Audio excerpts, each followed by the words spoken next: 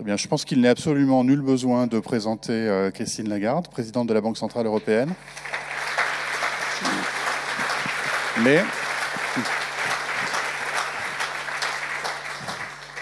Mais je suis particulièrement heureux que vous ayez accepté cette invitation, Madame la Présidente, car je vois au moins 3 raisons pour lesquelles votre présence parmi nous aujourd'hui s'impose.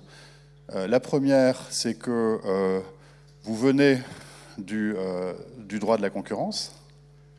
Vous n'en faites plus beaucoup, mais c'est de là que vous venez. La deuxième, c'est que, comme ça a été rappelé par le président de la République dans son message, c'est sous vos auspices que la réforme de 2008-2009 a eu lieu et a conduit à la création de l'autorité. Et la troisième raison, c'est que la concurrence est, je crois, indispensable au travail de la Banque Centrale Européenne, mais ça, vous le savez mieux que moi et vous allez nous en parler. Merci, Madame la Présidente. Merci, mon cher Benoît.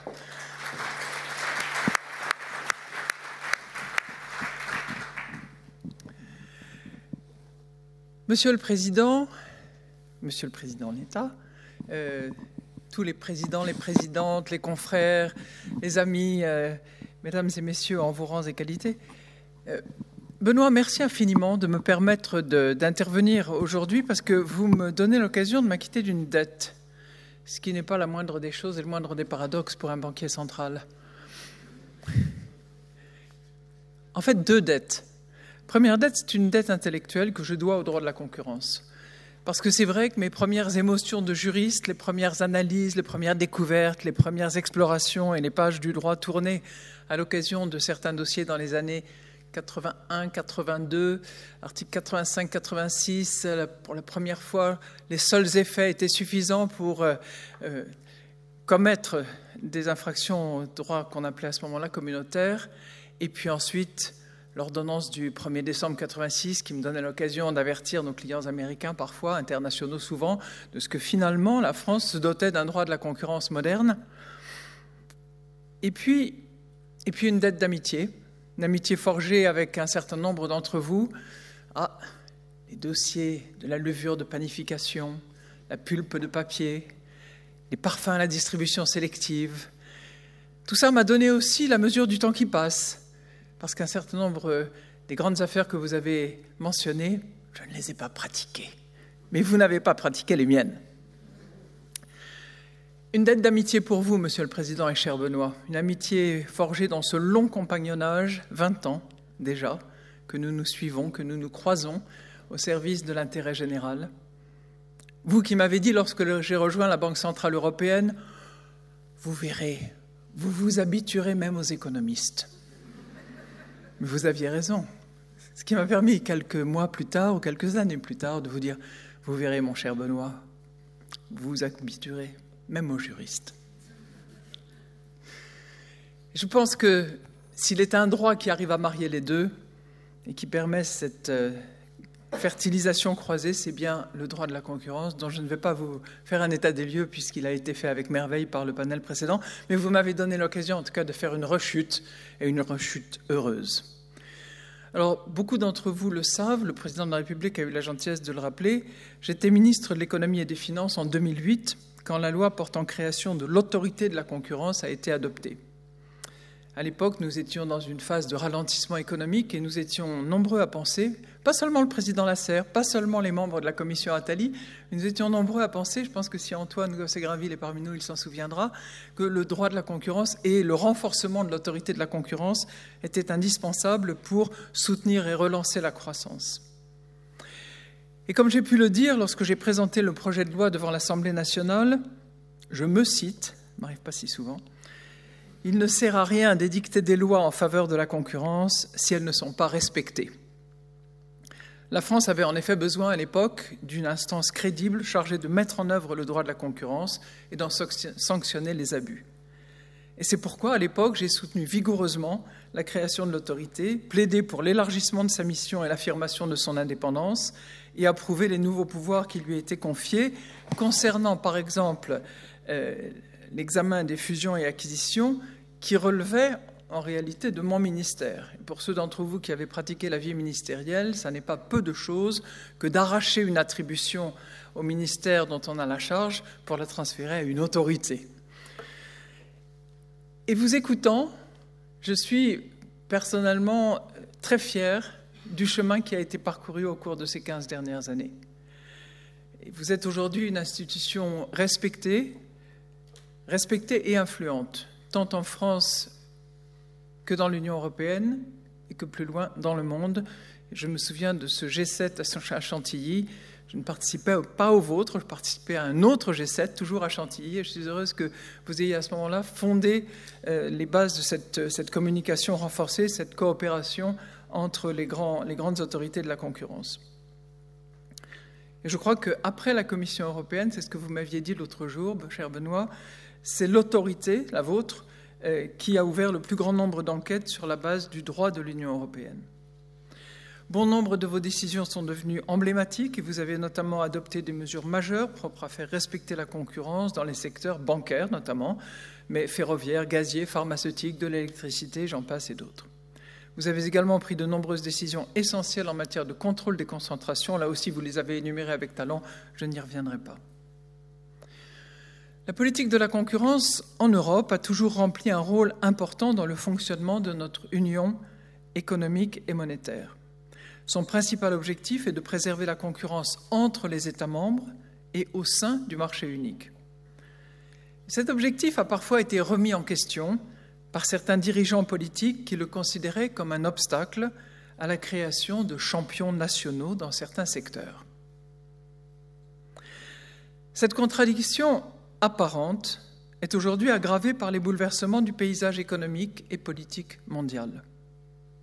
Les nouvelles technologies que vous avez évoquées transforment les marchés, de nouveaux concurrents apparaissent à l'échelle mondiale et les gouvernements sont confrontés à de nouvelles priorités, y compris des appels plus pressants en faveur des aides d'État et de politiques industrielles fortes.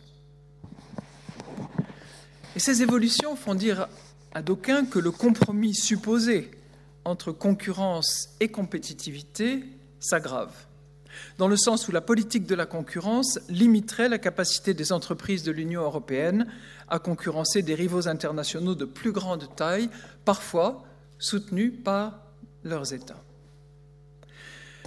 De mon point de vue, un tel compromis n'est pas nécessaire et nous devons éviter d'aller vers l'avenir à reculons.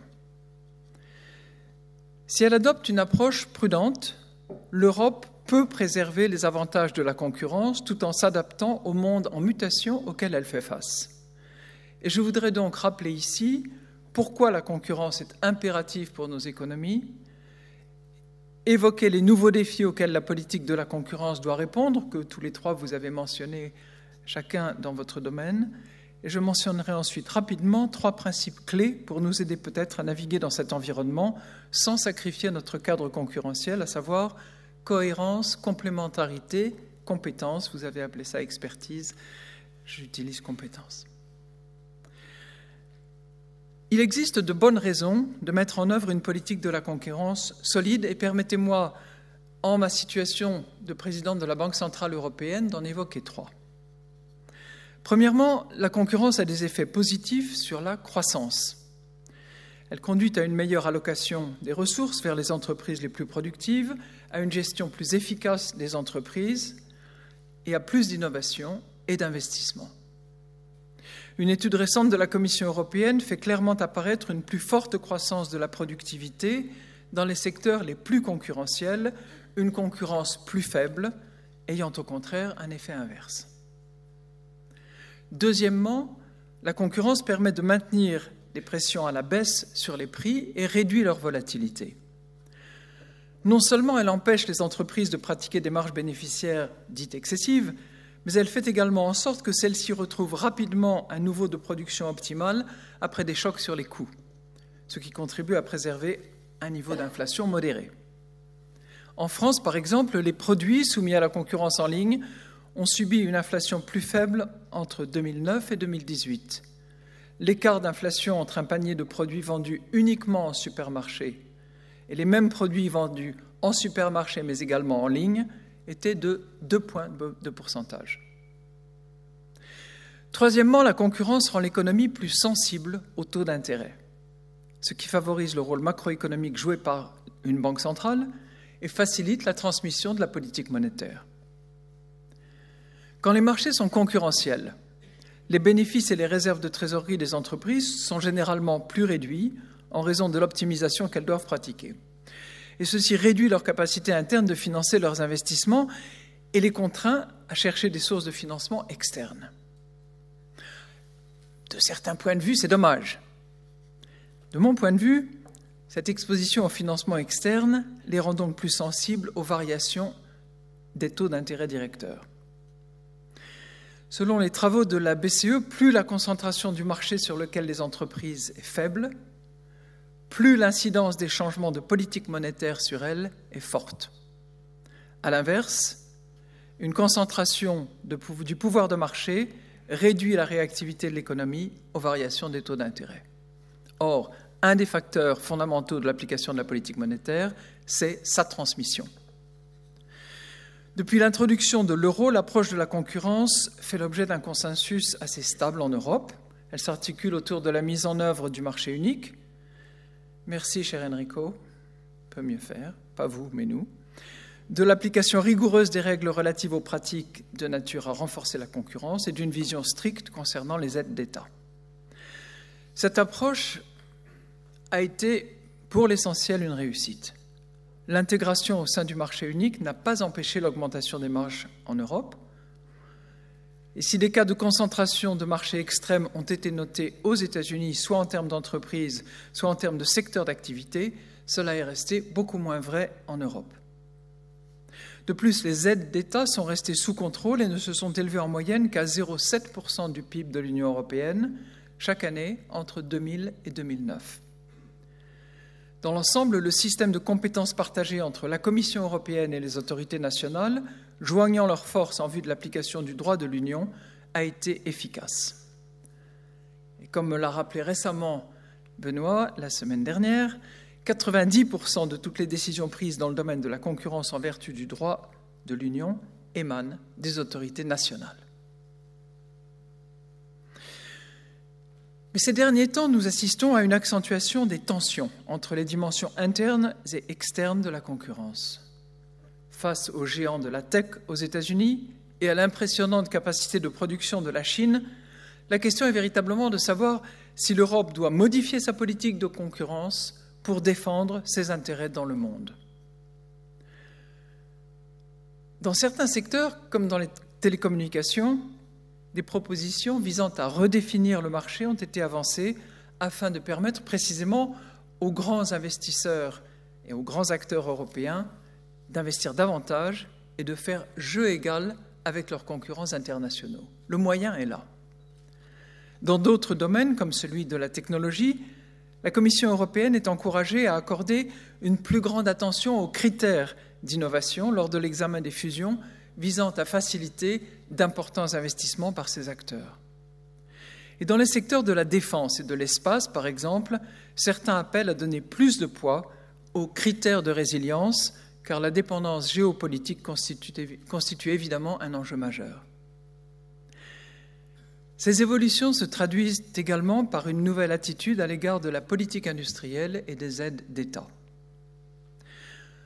En 2022, soit juste après le Covid, près de 1,5% du PIB de l'Union européenne a été consacré aux aides d'État, soit plus du double de la moyenne d'avant la pandémie, dont 65% dans les 3 plus grands pays de l'Union européenne. La majeure partie de ces aides étaient liées à la pandémie et à la crise énergétique. Mais on observe également une tendance nette des pouvoirs publics à davantage financer les secteurs dits stratégiques, tels que ceux produisant par exemple des semi-conducteurs ou des batteries. Alors, pouvons-nous rester passifs et espérer que la nécessité d'opérer ces changements disparaisse en même temps que la pandémie s'est effacée ? Probablement pas, car nous sommes confrontés et resterons confrontés à un paysage mondial en transformation. Mais nous devons également affirmer, me semble-t-il, que si nous dépensons plus d'énergie à nous défendre contre la concurrence extérieure qu'à protéger la concurrence intérieure, nous serons contraints de sacrifier d'autres objectifs qui nous importent aujourd'hui.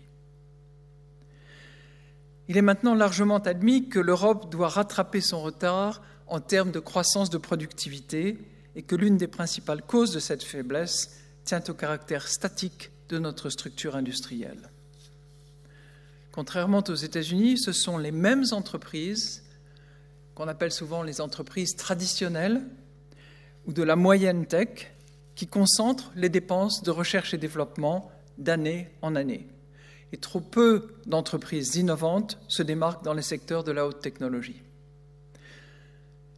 Il existe également un large consensus pour dire que le meilleur moyen de faciliter le développement des jeunes entreprises est d'achever enfin ce marché unique, au rang desquels je mettrai évidemment, compte tenu de la position qui est la mienne, le marché unique des capitaux ou l'union des marchés de capitaux. Accorder davantage d'aides d'État ou permettre une plus grande consolidation industrielle pourrait sembler attrayant pour protéger la position concurrentielle des entreprises dites traditionnelles ou historiques. Mais si le prix à payer est la fragmentation du marché unique ou de nouvelles barrières à l'entrée pour les jeunes entreprises, nous finirons par perdre beaucoup plus que nous aurions à gagner. Le principal défi pour l'Europe est donc de construire un cadre dans lequel nous pourrons atteindre les nouveaux objectifs des pouvoirs publics, notamment en matière de politique industrielle, d'augmentation de la productivité, sans pour autant sacrifier les avantages de la concurrence. Et de mon point de vue, et avec beaucoup d'humilité, je voudrais vous soumettre que les principes clés qui s'appliqueront sont la cohérence, la complémentarité et la compétence. Premièrement, nous devrons faire preuve de cohérence dans la manière dont nous évaluons la concurrence et apportons des aides d'État. Une tendance actuelle regrettable est la fragmentation du droit de la concurrence entre les différents droits nationaux, en particulier sur les nouveaux marchés, numériques par exemple. Certains pays tentent d'appliquer leur propre législation aux grandes entreprises numériques ou ajoutent des règles nationales à la réglementation de l'Union européenne. L'unicité du droit européen de la concurrence étant ce qui maintient l'ensemble de notre cadre de concurrence, il importe de juguler cette tendance afin de préserver des conditions équitables. De même, si nous sommes à la veille d'accorder de façon systématique davantage d'aides d'État aux entreprises, il nous faudra, me semble-t-il, le faire autant que possible dans une logique européenne. Le niveau d'action optimal est le budget de l'Union européenne. Et à cet égard, je juge très encourageante l'intention de la Commission de recentrer le prochain cadre financier pluriannuel sur la compétitivité, ainsi que de simplifier l'accès au financement de l'Union européenne. Mais j'en comprends aussi les limites. Nous devons réfléchir attentivement à la manière dont nous pouvons intégrer les principes européens dans nos politiques en matière d'aide d'État, alors que celle-ci reste largement une compétence nationale. Deuxièmement, les politiques industrielles et de la concurrence doivent être considérées comme complémentaires plutôt que substituables. La politique de la concurrence n'implique aucun compromis avec la politique industrielle. Si les autorités de la concurrence tiennent compte de l'innovation, de la résilience et de la durabilité, sustainability, dans leurs décisions, ce qu'elles peuvent déjà faire, comme j'ai tenté de l'indiquer précédemment, dans le cadre des règles existantes de l'Union européenne. Et du point de vue de la politique industrielle, les interventions peuvent être conçues de manière à cibler l'innovation de façon pro-concurrentielle, sans protéger nécessairement des champions dits nationaux, ni surtout choisir des bénéficiaires. Et la tentation est grande. Mais permettez-moi de mentionner une étude faite par Philippe Aguillon, Jean Tirole et Mathias de Vatripon sur les vaccins ARN messagers mis sur le marché pendant la pandémie. Ils sont un bon exemple de la manière dont cette approche de politique industrielle peut fonctionner. Lorsque le Covid-19 est apparu aux États-Unis, la BARDA, c'est-à-dire la Biomedical Advanced Research and Development Authority, a concentré son financement, pas sur une, sur 3 technologies, avec 2 projets par technologie. Les autorités ne prétendaient pas savoir quelle technologie serait efficace. Elles n'ont pas désavantagé les nouveaux entrants. Elles n'ont pas choisi leur champion. Et si les 6 projets ont été approuvés, en termes de financement, les 2 principales sociétés gagnantes, l'américaine Moderna et l'allemande BioNTech, étaient en réalité de petites start-up de biotechnologie. Alors, je crois que cette expérience, habilement commentée par ces 3 auteurs, peut servir de modèle à l'Europe pour combiner objectifs gouvernementaux d'un côté, innovation et concurrence de l'autre. 3e et dernier principe, celui de la compétence, de l'expertise, qui implique à la fois d'attribuer les responsabilités de manière appropriée et de s'appuyer sur la meilleure expertise disponible. Dans certaines circonstances, il peut être justifié d'autoriser une consolidation pour atteindre des objectifs politiques plus larges. Par exemple, les économistes tenants de la théorie schumpeterienne ont suggéré que pour promouvoir l'innovation, il existe un niveau intermédiaire et optimal de concurrence qui met en équilibre un certain pouvoir de marché, créant ainsi un excédent pour que les entreprises puissent investir dans la recherche-développement, entre donc cette position de marché et la concurrence, afin de faire place à de nouveaux entrants. Mais il n'est pas facile de juger où se situent les différents secteurs sur cette courbe. Les études menées sur l'incidence des fusions sur l'activité d'innovation donnent des résultats contradictoires, qui sont déterminés par des facteurs tels que les différences de structure de marché et la réduction du nombre de concurrents. Une analyse cas par cas menée par des experts sera donc essentielle. Et c'est ainsi que les économistes retrouveront toute leur place auprès des juristes et que les uns et les autres pourront cohabiter avec bonheur, fructueusement et parfois avec passion. C'est sur cette note d'espoir que je voudrais conclure mon propos. Je crois que la politique de la concurrence entre dans une nouvelle phase où forces internes et externes agissent dans des directions parfois opposées, que s'il en résultait une diminution de la concurrence, l'Europe en pâtirait. Je pense que nous pouvons suivre une voie qui nous permettra d'atteindre des objectifs plus larges d'une manière favorable à la concurrence. Nous ne pourrons prendre cette voie que si nous refusons les faux compromis et si les autorités de la concurrence restent au cœur de ces enjeux. Je ne finirai pas sans citer Frédéric Bastiat. Détruire la concurrence, c'est tuer l'intelligence.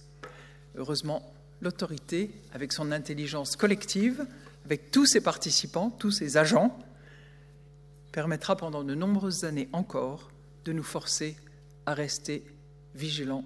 C'est le prix de la liberté.